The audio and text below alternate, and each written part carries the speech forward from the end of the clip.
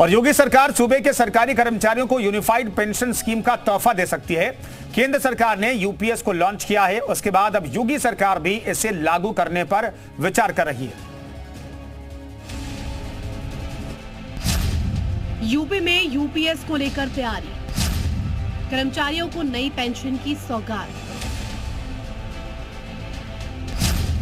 नई स्कीम पर वित्त विभाग का मंथन, 17 लाख कर्मचारियों का होगा लाभ।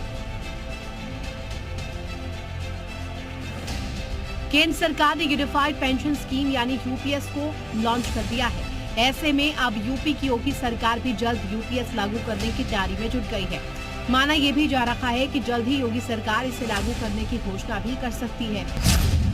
माना जा रहा है कि यूपीएस को विस्तार से समझने के बाद योगी सरकार इस पर कोई फैसला लेगी। अभी वित्त विभाग इस पेंशन स्कीम पर मंथन करने में लगा हुआ है। विभाग बताएगा कि इसे लागू करने पर सरकार के ऊपर कितना बोझ बढ़ेगा।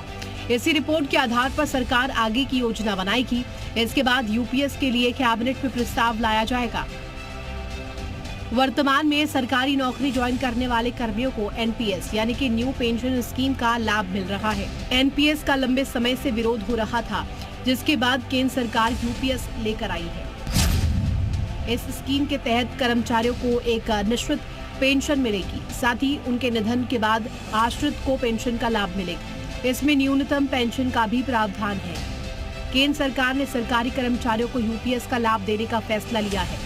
अब राज्य सरकारों के जिम्मे है कि वो अपने कर्मियों को इसका फायदा देते हैं या नहीं। ब्यूरो रिपोर्ट, जी मीडिया।